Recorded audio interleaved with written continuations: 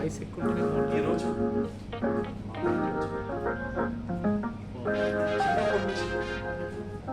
ఎన్నో కష్టాలు అనుభవించాను నేను. ఒక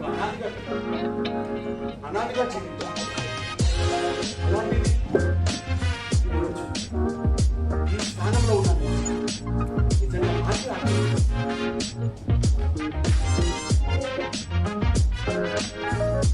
నేను అందమైన ఒక కుటుంబం నిజంగా అనాదిగా ఒక కుటుంబం అనేది ఆలోచిస్తేనే నాకు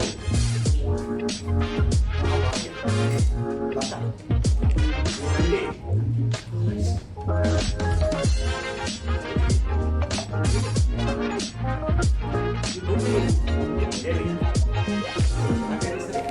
త్వరగా నేను ఇంటికి వెళ్ళాను.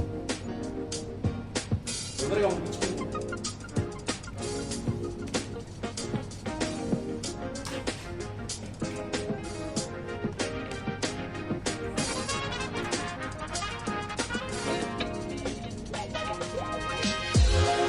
లత, లత, అబ్బా లత, ఏం చేస్తున్నావు? ఈరోజు మన పెళ్లి రోజు కదా, నీకోసం నేను ఇంత తొందరగా వచ్చాను. ఎన్నో పనులు ఆపేసుకుని వచ్చాను. లత, లత, ఇప్పుడు వీళ్ళకి పనులే, వంటింట్లో పనులు. లత, రా లత, లత, లత, లత, లత, లత, ఏంటి లత ఇది? లత, ఎవరు నిన్నది? లత, లత, ఎవరు ఇలా చేస్తుంది? లత, లత, లత, లత, ఈరోజు మన పెళ్లి రోజు లత. ఎంతో ఆశలతో కోరికలతో వచ్చారు లత నీకోసం. అలా ఇలాంటిది లత ఎవరు ఇలా చేసింది? లత చెప్పు.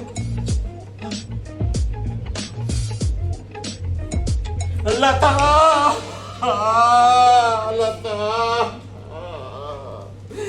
లత, లత, లత.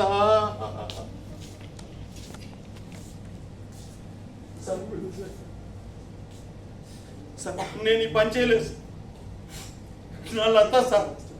నేను ఎలా చంపుకుంటాను సార్ నా లతని? నేను ఈ పని చేయలేదు సార్. సార్ ఏమంటున్నాను?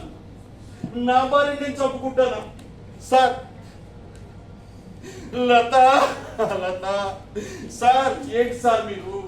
నా భార్య నేను చంపుకుంటానా? లత, లత,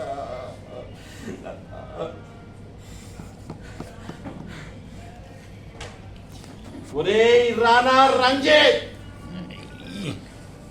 నన్ను ఎదుర్కోలేక, నాపై కక్ష సాధించలేక అన్యాయంగా నా భార్యని పొట్టన పెట్టుకున్నారు కదరా నీచుల్లారా.